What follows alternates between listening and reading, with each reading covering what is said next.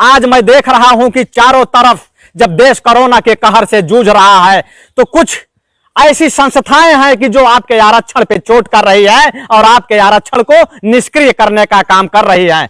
आज मैं देख रहा हूं कि तमाम ऐसे लोग हैं जो कि आज सवाल खड़ा करते हैं कि आरक्षण देश को बर्बाद कर दिया, और वही लोग सवाल खड़ा करते हैं आरक्षण पर जो कि जब ये बहुजन समाज अनपढ़ हुआ करता था, ये ओबीसी और दलित समाज अनपढ़ हुआ करता था, तो इनकी जो हिस्सेदारी है यही लोग खाने का काम करते हैं जो अपने को आज मेरिटधारी बताते हैं। और आज जब बहुजन समाज जगा है, पढ़ा है, लिखा है, आगे बढ़ने का काम किया तो इनके हिस्सेदारी कम होने लगी, और जब इनकी हिस्सेदारी कम होने लगी तो इन्होंने एक प्रोपोगंडा रचने का काम किया और ये चारों तरफ ये कह रहे हैं कि आरक्षण ने देश को बर्बाद कर दिया।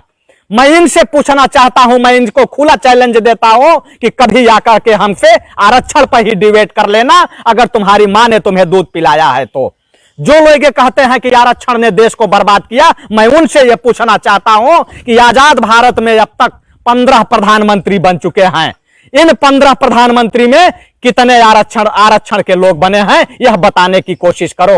अब तक मुख्य चुनाव आयुक्त 19 मुख्य चुनाव आयुक्त बने हैं, इसमें आरक्षण वाले हैं या गैर आरक्षण वाले हैं यह बताने का काम करो। अब तक मुख्य न्यायाधीश जो होते हैं उन मुख्य न्यायाधीश में 47 मुख्य न्यायाधीश बने हैं, उसमें मेरिटधारी बने हैं या आरक्षणधारी बने हैं यह बताने का काम करो। आज देश के अंदर नफरत फैलाने का काम मीडिया कर रही है, जो मेन स्ट्रीम मीडिया है, उस मेन स्ट्रीम मीडिया में तुम बता दो कि मेरिटधारी लोग बैठे हैं कि आरक्षण वाले लोग बैठे हैं। और मेरिटधारी जो अपने को बताते हैं कि हमारा तो मेरिट होता है, हम पढ़ने में बहुत आगे होते हैं, मैं उनको खुला चैलेंज देता हूं कि इनकी मेरिट जो बनती है यह पैसे के दम पर बनती है, या पैसे के दम पे बनती है, और जो डिग्रियां खरीदी जा रही हैं वो पैसे के दम पे खरीदी जा रही हैं। आज प्राइवेट स्कूल इसीलिए खुलवाए जा रहे हैं कि आसानी से ये मेरिट खरीद सके और आसानी से ये डिग्री खरीद सके।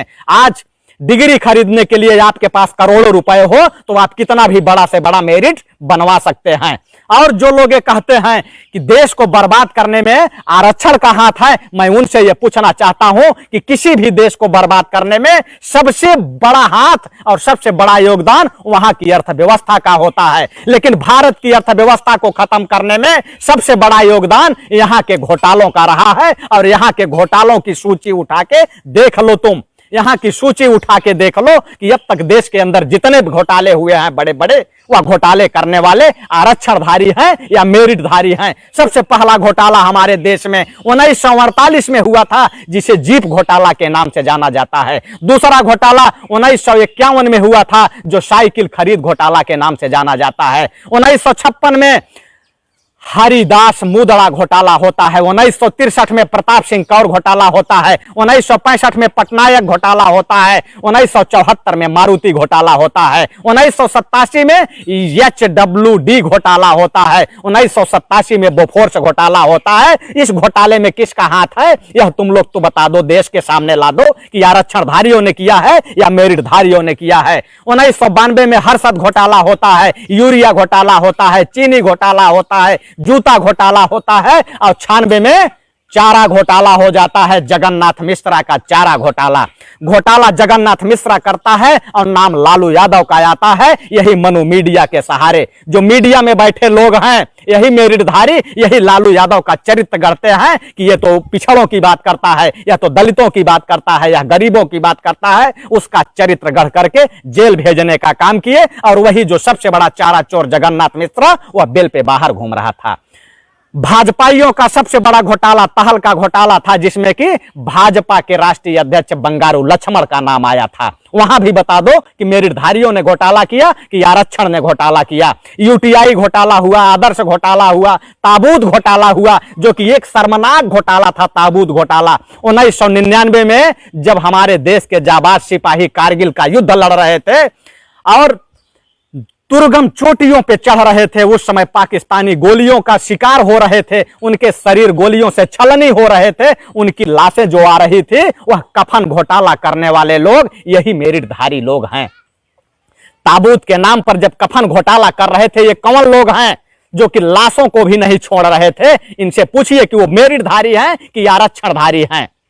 उसके बाद 2G स्पेक्ट्रम घोटाला हुआ, राफेल घोटाला हुआ, तमाम बड़े बड़े घोटाले हुए हैं। अगर उन घोटालों की सूची निकाल दिया जाए तो 3 दिन लग जाएगा पढ़ते पढ़ते कि देश को बर्बाद मेरिटधारियों ने किया है कि आरक्षणधारियों ने किया है। उसके बाद देश का पैसा लूट करके विदेश भागने वाले लोग, जिन्होंने कि बैंकों को डुबा दिया, वह चाहे ललित मोदी हो, चाहे मेहुल चौकसी हो, चाहे विजय माल्या हो, चाहे विक्रम कोठारी हो, वह जो लोग देश का पैसा लूट लूट के आज विदेशों में सटल हुए हैं, ये कौन से लोग हैं, यह भी बताने का काम करो। लेकिन मनु मीडिया नहीं दिखाएगी। यह मीडिया इसलिए नहीं दिखाएगी क्योंकि वहां जो बैठे हैं लोग वो आरक्षणधारी नहीं है। आरक्षणधारी होते तो वो देश की सच्चाई दिखाते।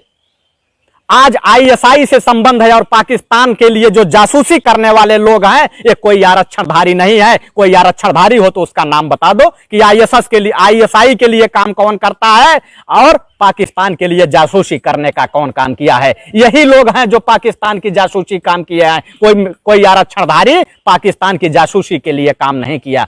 ये तो गनीमत है, यह तो गनीमत है कि आजादी के पहले आरक्षण नहीं था, और नहीं तो ये लोग कह देते कि मुगल कैसे देश में आए, तुर्क कैसे इस देश में आए, गजनी कैसे इस देश में आया, गोरी कैसे इस देश में आया, डच कैसे आए, अंग्रेज कैसे आए, आरक्षण के कारण आए।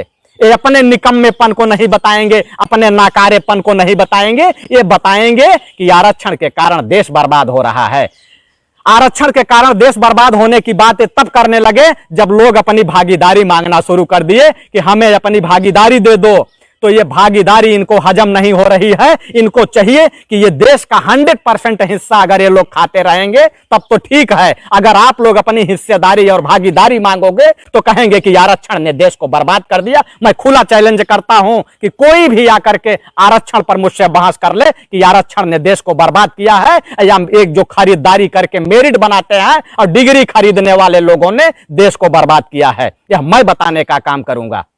नेशनल दस्तक की आपसे गुजारिश है कि अगर इसको बचाना चाहते हैं तो नेशनल दस्तक को सब्सक्राइब करने के लिए रेड कलर के सब्सक्राइब बटन को दबाएं, फिर बेल आइकन की घंटी दबाएं।